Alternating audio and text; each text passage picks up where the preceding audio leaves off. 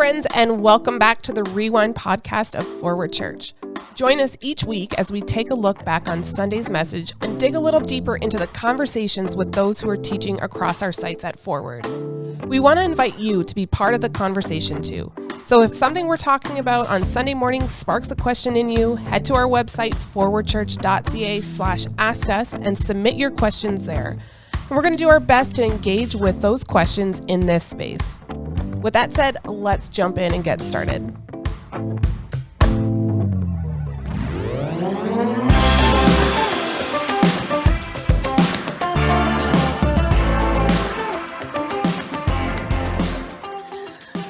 Well, hey, Rewind friends. We're back here on the Rewind podcast. It's a new year, and you have a new, very temporary host. Unfortunately, we don't have Pastor Andrew with us this year. If you are tuning in for the first time in a couple weeks, you may have missed our sad announcement that he's stepping away from the Rewind podcast as a host, but you'll still hear him when he's teaching and when he's part of our teaching team and able to be in there. But we're working on developing a new hosting team, and they will be just as engaging and fun as well, because we have great people here at Forward. But this week, we're excited to dive in because we got a new series that I believe is super valuable in the new year. And this past Sunday, Pastor Derek was preaching at our Cambridge site, and Pastor Darrell was preaching at our Kitchener site. And, I don't want to tell you too much about the series because these guys are a part of the series design team as well. But Derek, hey, you head up our series design team. This is a new series. Can you tell us a little bit about the series that we're getting into and catch us up as to how we got to this? Yeah, so we have jumped into a new series called Real Friendship. And it was...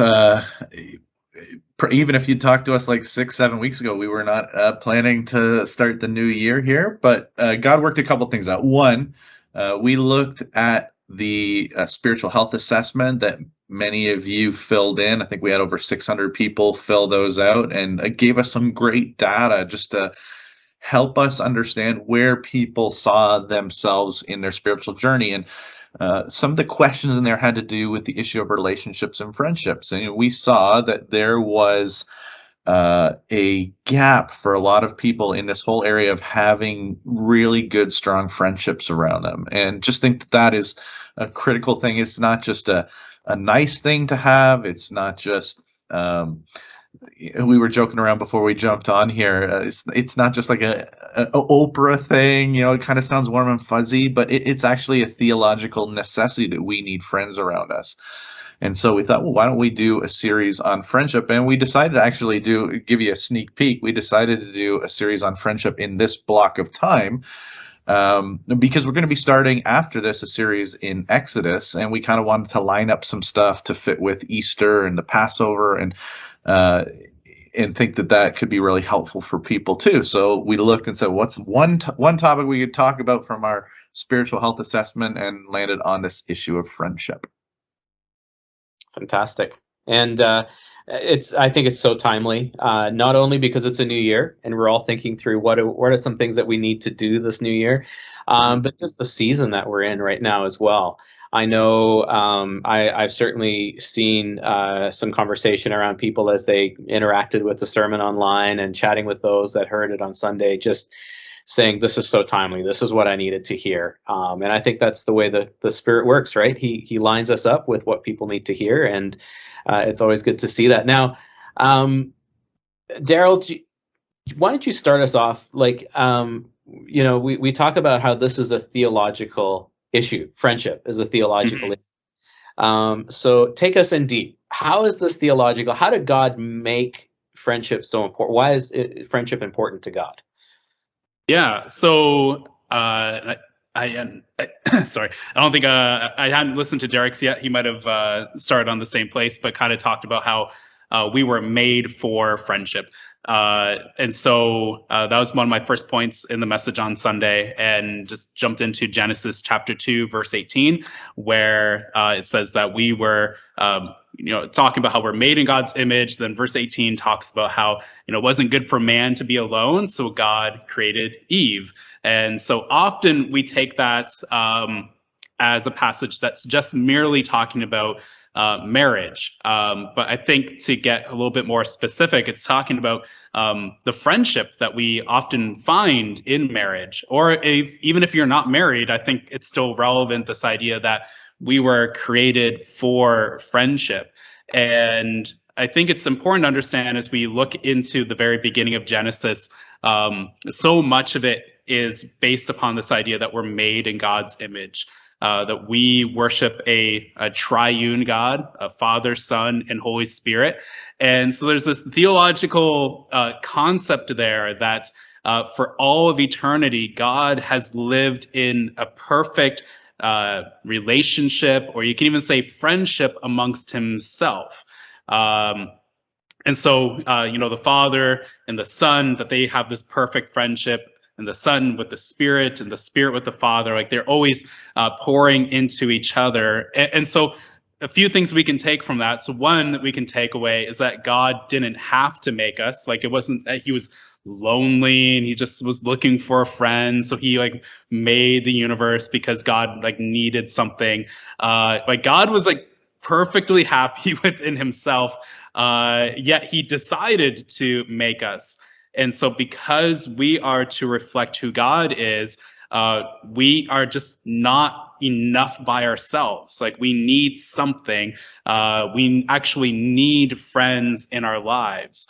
And I think that's a really important thing when we talk about friendship. Like, as Derek was just saying, like, friendship isn't just like a nice luxury in our lives. Like, it's something we deeply need for ourselves. You might not need, 20 close friends, but you need at least a few close friends in your life.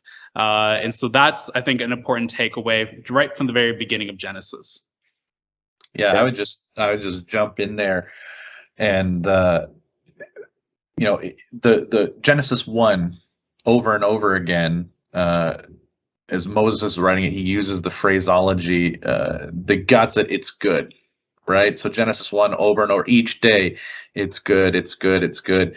He comes to the creation of humanity. He says it's very good. And this in Genesis 2, when we read this is the first time where we see something and God's response is it's not good.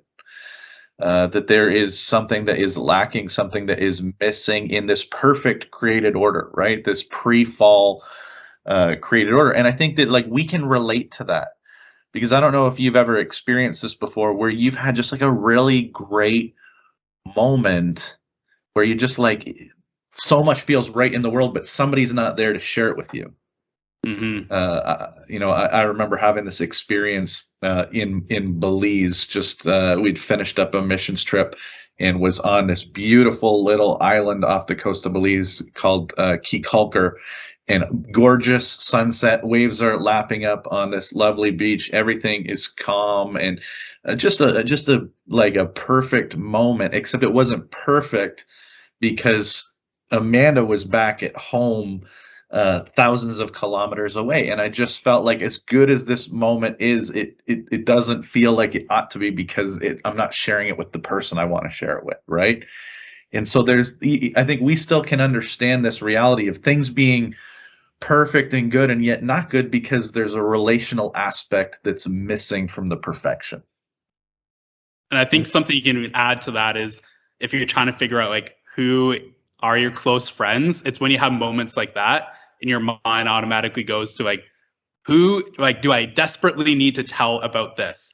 And you probably, like, someone comes up into your mind, whether it's your wife or, another close friend. It's like, well, hey, as soon as I'm done with this phone call, I'm calling my best friend over here to tell him about my promotion, or like whatever it is. I think that's a really good indicator of the level of friendship that you have with someone. Absolutely.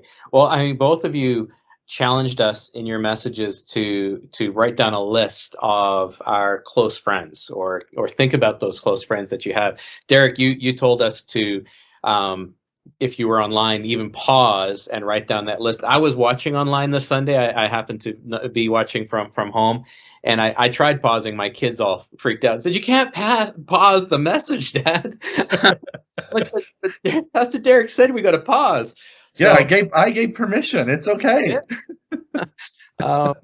I'm sure there were some in the auditorium here at Cambridge that were like, "Is there a pause button? That would be nice." So I told them they're not allowed to pause. Nobody's allowed to get up here in Cambridge. But if you're online watching, you can pause and come back to this in a second after you got your paper and pen. Yeah.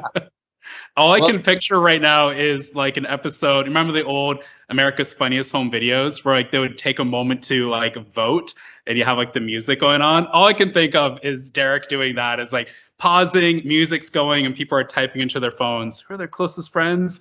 Yep. There's an idea for all. You know, but it was intriguing to me. I know I enjoyed that process. Just for a moment to set the tone for kind of what you're going to be preaching about was just to think through some of my close friends as well. And I'm sure as you guys were prepping your messages, did you have friends in your mind as you were thinking through the message and prepping for that? Yeah, I went through that process myself when I stopped and thought, like, who are the five? Like, who would I phone? Like I said on Sunday, when that 2 a.m. phone call, nobody wants the 2 a.m. phone call, right? Because we always know like nothing good comes at 2 a.m. when the phone rings. Those are usually the phone calls where something significant is happening that is rocking your world. And when that happens, like who are you going to run to? So that's why I try to use that as the kind of anchor point. Like I think Daryl did a great job in saying, yeah, when good stuff happens, who do you run to? But also, like, who are those people when crisis hits that you immediately know you can reach out to? And so I thought through, and it's interesting, right? It's a kind of a smattering of people across my the span of my life that God has brought in. So different phases, different times, and some of them I'm able to, just because of distance and because of proximity, able to keep up with them much more easily. And some of them are people who, despite the fact that we may only be able to see each other once a year, I know in that moment, hey man, this is somebody who's on the list who I'm phoning right away, because there's a depth of relationship and friendship there that we share. Yeah. And actually, the other day I had a conversation with someone. They were saying how they thought about that, because I asked the same question: who do you call at 3 a.m? When something's going on, like you got to run to the hospital. Who are you calling to watch your kids so you can go do that? And they said they couldn't. The only person that came to their mind was like their parents, and they're wrestling through what does that mean in terms of friendship.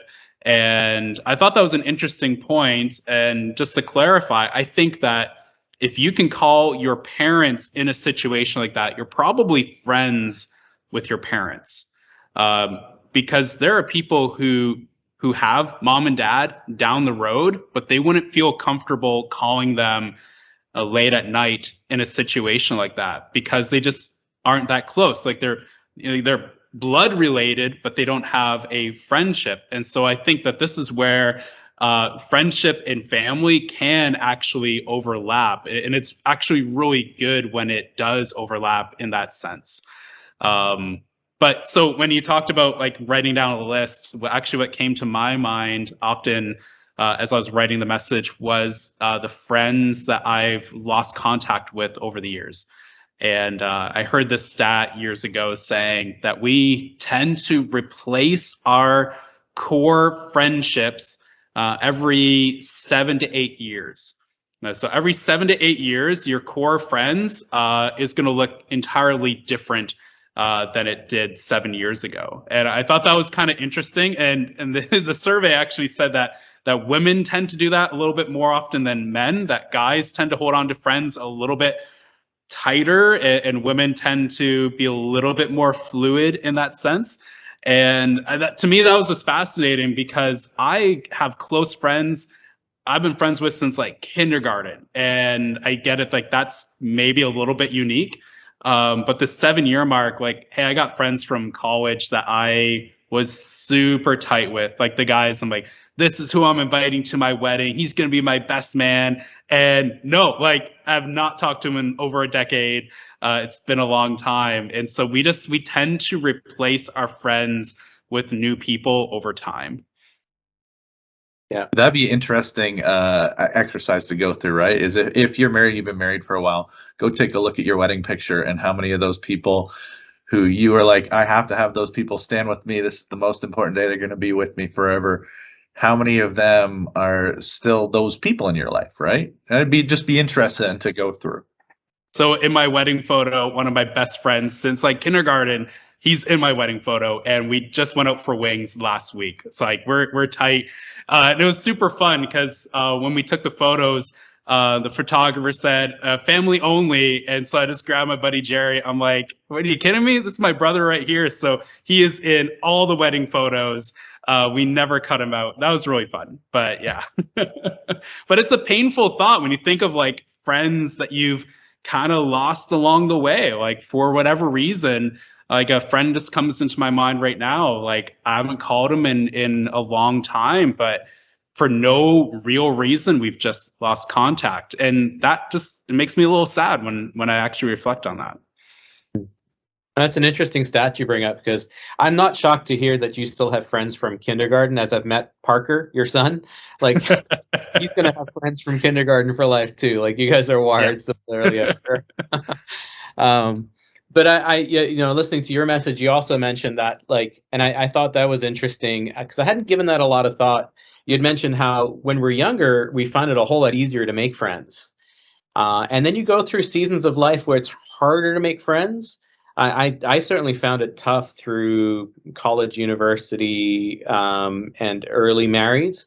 And then you have kids, and suddenly you have this like playground friends. And you suddenly connect with other families a lot easier, and then it can get harder. Like you go through seasons where it's definitely more difficult as well. But I think you guys have really laid out well, and certainly did in your messages, why it's important to have friendships. We often talk in church that God's created us for community, and He's created us for friendships. He's created us for community, to be with each other, to support and encourage one another.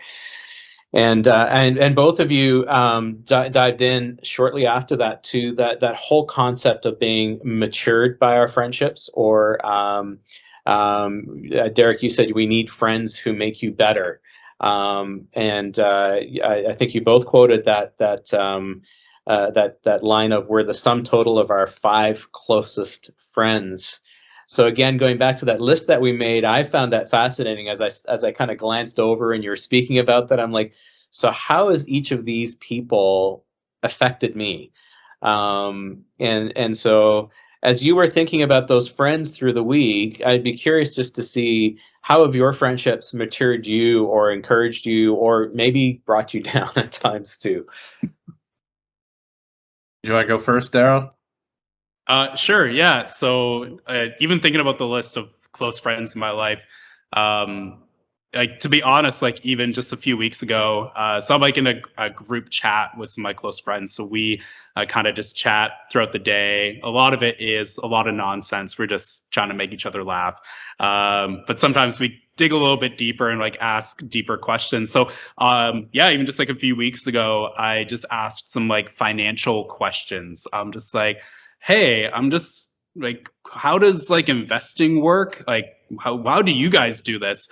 And it was just really fascinating how like everyone just kind of chirped in and gave useful advice and not useful advice. Like one buddy of mine said, oh, like this is a really useful app that you can use. I looked it up. I'm like, is this only for Americans? He's like, yeah, you can't use it in Canada. And I'm like, well, that's not very helpful, man. Like, we're all in Canada. Why are you giving me like totally useless information? But anyways, like to me, that was way more helpful.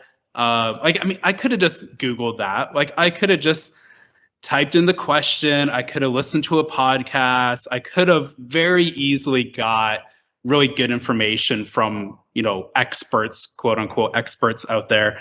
But there was something unique about just turning to some close friends and just saying, hey, like, what do you guys do? Any lessons you've learned along the way? I'd love to hear what you have to say.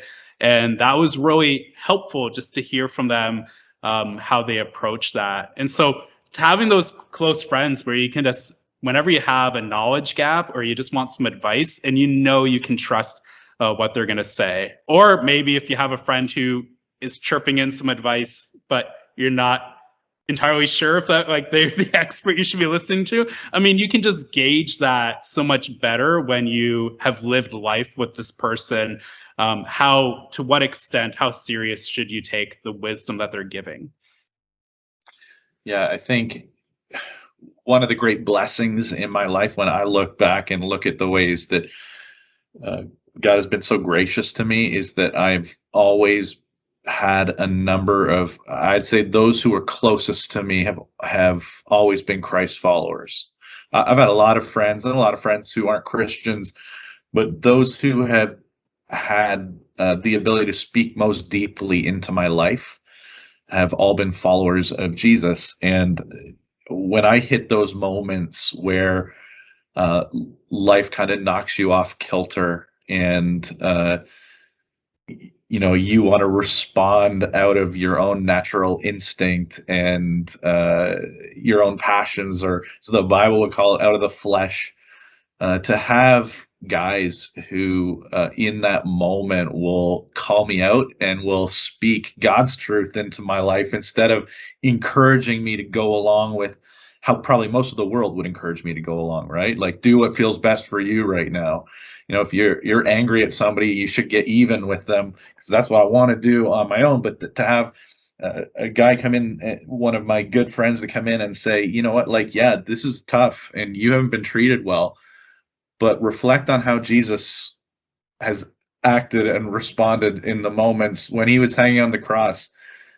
Did he lash out at those who were hanging him on the cross, or did he pray for him? Right. So to have those guys, and I know, Keith, you and I have chatted about this before. I know you have those type of guys in your life, and that sets the trajectory of a lot of things. When you have the people who will speak words of truth and words of life into your life in those moments where it could go a different direction.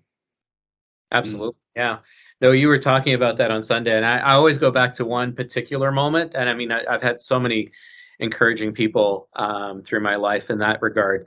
But I was, that cocky, very proud 17, 18-year-old. And I had a good friend, and my form of humor and fun that we had together was sarcasm. And we were just going back and forth one day. And I mean, he was much more loving and gracious than I was. He was like 2 years older, so he was super mature. And he was the youth pastor at the church that I was working at the time. And I remember being particularly sarcastic one day, and he just turned to me. He's like, Keith, Ephesians 4:29, go and read it. And he just had that look in his face like, you need to buck up. And Ephesians 4:29 is, let no corrupting words come out of your mouth, only that which is encouraging and good. I'm like, oh man. And I just remembered that moment as, there was a good friend that was willing to speak truth to me in that moment and not allow me to be, diminishing to those around me, and rather encourage me towards good. And I thought that was just those were really good words, Derek, as well, as you shared that we need those friends that are willing to speak truth, and are willing to say the hard things to us, and are wiser than us. And as we look at that group, I mean, I know that group of my 5 closest friends, as we spoke earlier, it has evolved and changed over the years. And I think certainly as we are in different seasons of life. I mean, our family's just moved to a new area, and so purely out of, and Daryl, I'm sure you're seeing some of that as well. As you change geographic locations, your close friend group changes as well. Kept close with many friends from previously, but you can only drive 3 hours to visit them so often. Yeah. And you do that as much as you can, but you also want to have close friends that are local, and we're starting to develop some of those friendships, which is really exciting and encouraging.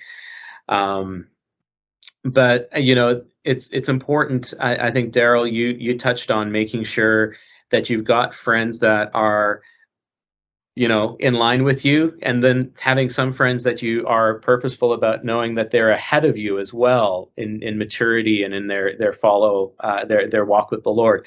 And I know certainly as I looked at mine, I could see a few that are ahead of me, and a few that are behind me, and a few that are right in step with me as well. And I think that makes for a good, healthy group where we can encourage some and be corrected and encouraged by others as well. Anything you'd add to that? I think part of that is, if you look at your mixture of friends, of who you're spending time with, I would encourage everyone, like, if you have people where, like, to say, like, you're maybe a step or two ahead of them just in life or even in maturity, like, that's really good to have those people in your life that you can pour into. But I would say, when it comes to a real genuine friendship, it's important to be vulnerable with the people around you. And this is a practice I was encouraged by a mentor in my life. He's like, even as you're mentoring and working with someone who's a lot younger than you, like 10, 12 years younger than you, you're sitting down for coffee, like, open up about the struggles in your life, and ask them to pray for you. Like, don't present yourself as like, you know everything, I have all the answers, but have those genuine connections with these people in your life. And the more I've practiced that, the more I've realized just how important that is, to be as vulnerable as you can, as and whenever it's appropriate. That's a way to really build up friendships and to show the person, like, they have something that they can offer back to you. How important that is, just to ask someone for prayer. Like, hey, I'm just having a bad attitude this week. Can you just pray for me? Like, as simple as that, I think really deepens and strengthens a friendship. Oh, I completely agree. You don't want it to be that one way all the time. I think, what I'm reflecting on as we're chatting about that is just, we're talking about friendship, and we talk about, our need for community and the value within the church. I've often wondered to myself, what would my friends look like if I wasn't involved in a faith community like the church?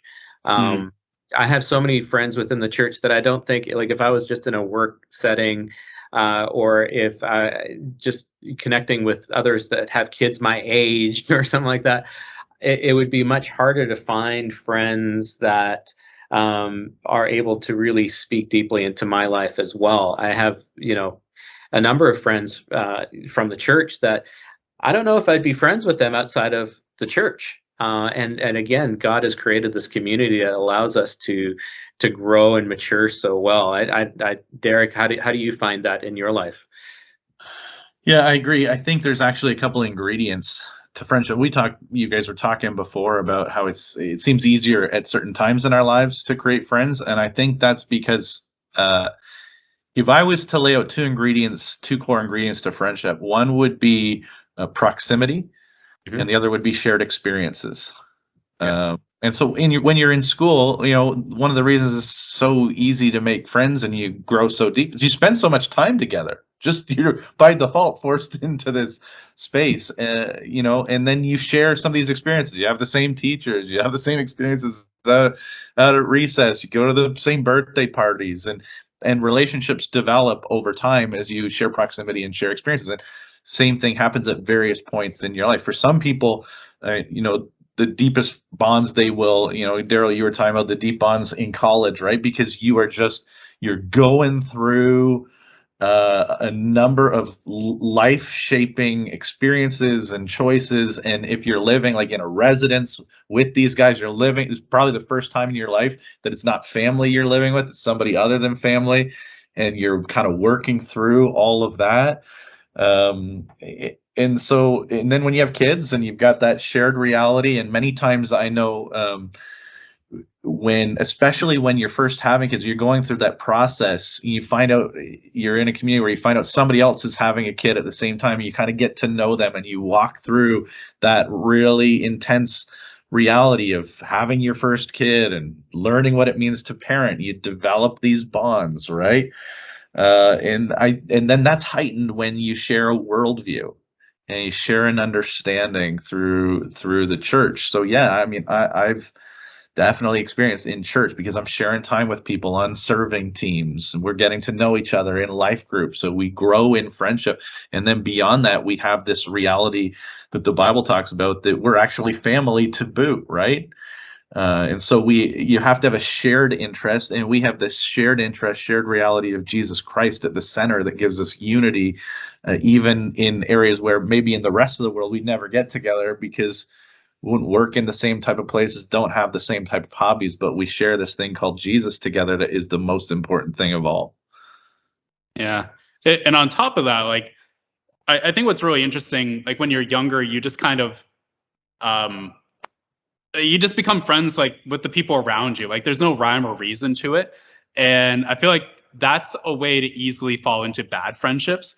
As you're talking about right now, of like intentionally choosing friends like in your discipleship group and people in the church. I think the benefit that we can have now, yes, it's a little bit harder to form friendships, but I think we have this benefit that you can choose who your friends are.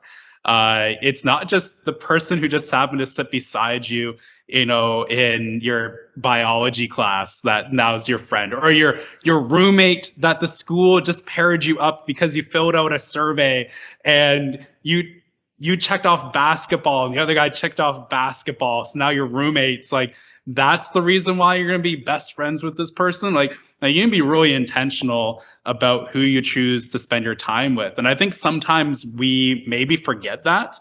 Like we forget that you can actually choose who you spend your life with. Like a few years ago, I met someone who I just thought was really cool. And I came home and I said to my wife, I'm like, hey, I'm going to become best friends with this guy. And she's like, you can't just choose to be best friends with someone. I'm like, yeah, I can. I'm just going to call him up. We're going to go hang out. She's like, you can't just choose. I'm like, why can't I? Why can't I just choose a friend right now? I'm like, so we've met up a number of times. We've had some amazing conversations. He has deeply formed and shaped my life in profound ways. And just because I chose, I'm like, even though we live in different cities and there's no reason for us to be friends, I just decided because I saw something in this person where I want to learn from this person. I think friendship is probably the best way to go about doing that. Yeah, I love that. I think, you know, as we jump into the series, I'm sure there's many people that are saying, okay, it's great. Let's talk about friendship, but I really struggle to make friends. And, you know, I know we were chatting briefly before we jumped on to recording this that, you know, what is it? How do we make friends? And I think it's important for us to chat through some of the practicality. So Derek, what you mentioned there, that shared proximity and shared experience is so important. And I think of like many of my friends right now, some of my closest friends came out of seasons where we were planting churches together. You know, that's shared proximity and shared experience because we just lived life in each other's kitchens, dreaming and praying and then early Sunday morning setting it all up, right? So you're forced into those friendships, but you have so much shared experience together and shared proximity as well. And I think that's a lot of what happens naturally within that church experience within our discipleship groups. I know, you know, even Beth and I have chatted about that a lot recently, moving to a new community and then getting hit by COVID. It's been hard to have people over for barbecues and really connect. But our discipleship group met on Zoom and it was awkward. And there were many times where we were looking at each other like, this is weird. But man, that group has been a lifeline to us. And just by spending time with each other, we've become close, good friends. And we have, you know, many chats that go on and bring lots of laughs and that, which is really good. And we see those friendships starting to develop and serving within the church, just getting to know people as well, I think is good. So as people are watching and saying, this is great, I understand theologically I need to have friends. I understand that I need to have people that are going to hold me accountable. Do you guys have any other practical tips for how people can maybe make friends? I know we're going to be talking a little bit more about it this Sunday, so we don't want to let too much of the cat out of the bag, but let's give some people, give some practical tips and ideas. Yeah, I think one of the things that we somehow, I don't know how we get here, but we think that like it should just be easy. We think this is all sorts of things, right? That like, well, marriage should be easy, friendship should be easy, raising kids should be easy. And then we get into it and we find out it's hard. And it is hard because it takes time. You know, going back to the whole like grade school thing, your life was not just birthday parties. Your life was a lot of math classes together, but you just spend time together, right? Like, and I think that goes to a little bit what you were saying, Keith, is like sometimes it's awkward when you're getting to know somebody. It's not always like, wow, this is the most fun I've ever had, and I just have immediately clicked with this person, and everything is just, it's just amazing how easy. Sometimes it really does just take some investment, and the hardness includes being willing to have open and honest and difficult conversations at times with people. That you have to get to points in relationships with people where you extend yourself and begin to open up, and they extend themselves and begin to open up. And those are not easy, natural things for us, but that's what deepens relationships. So I would just say, if I'm going to let Keith's preaching this week, and Kirk's over in Kitchener, so I'll let you guys dive into what it means to be a friend. But I think it does start with making the commitment to try and be a friend a lot of times first. Yeah.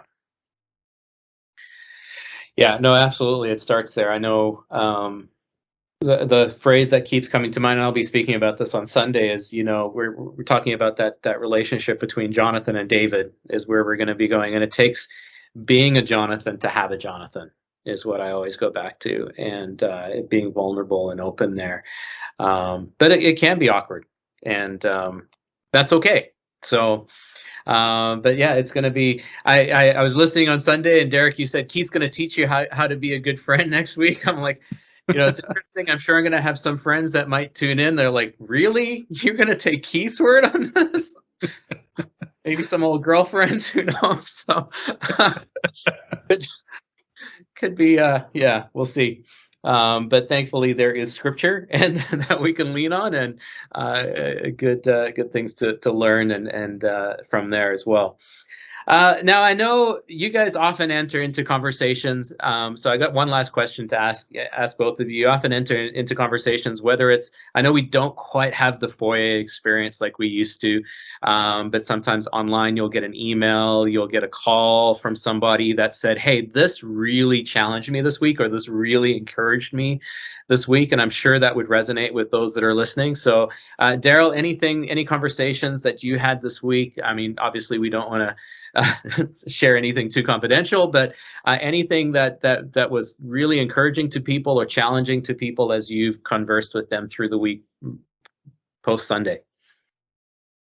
Yeah, I kind of already shared a little bit of kind of the post conversations I've had, like the one person saying a friend didn't come to their mind, and that phone call at 3 a.m, but instead of parent. So I thought that was a really good insight from that conversation we had together, just about how it's important to be friends with family. And that's kind of how I wrapped up my message on Sunday of as you're looking for friends, and if you're married, I think one area of friendship that's really important to cultivate is to make sure that you're actually friends with your spouse. Especially during this time where we're kind of in this locked down kind of time where you're going to spend a lot more time with family, to make sure that's an area to be cultivating friendships, not just, living life. It's so easy just to get into a routine, but actually really deepen and strengthen that friendship with the people around you. So that would be my encouragement to anyone who's listening to this. Make sure that you are really heavily investing in those relationships, because that really should be the friendships that you have for the rest of your life.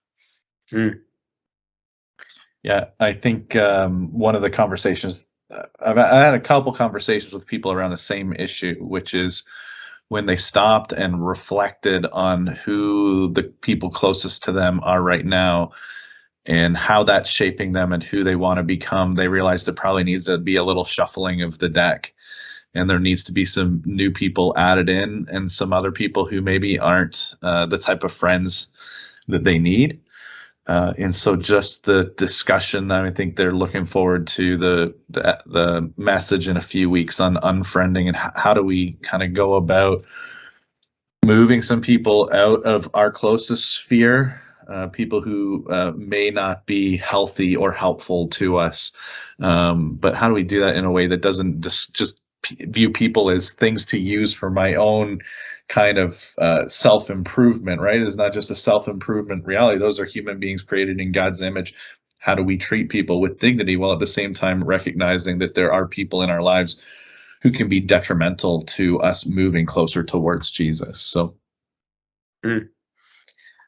I'm super curious when we get to that message on unfriending. That was the one that caught my attention. Not that I have people I need to unfriend if any of my friends are watching right now. But I think there's a lot of wisdom in that as well. And I'm always curious to hear how this is challenged and encourage people within our congregation. So thank you both so much for your time and effort that you've put in preparing this message and challenging us and encouraging us in this as well. And I know I've been doing a little bit of sermon prep as we've been chatting for this coming Sunday as well. There's lots that can be used there, and pray will be encouraging. Anything you would like to leave with as we close off this podcast this week, Daryl? Yeah, again, just would like to encourage people. It's okay. Like we talked about the idea of unfriending. Like it's okay that when life puts you into different circumstances, that you're gonna have to have that reshuffling of the deck. And when you are put into a new life circumstance, like I just lived through that of moving back to Ontario from Alberta. Just in a very different life circumstance. So there's some friends that I haven't been as in touch with, and just realize along the way of our friendship is just going to change just because I'm in a different stage of life right now, where we had to call each other, every week. Now it is maybe once a month or even fewer times than that. And even though that can make you feel a little bit sad, you can also recognize like you're just moving in a different direction in your life, and that's okay. So just be aware of that in your life as you are forming and cultivating friendships. Mm-hmm. Yeah, I'd probably just end off by kind of taking us back to where we started, which is that friendship really is a need.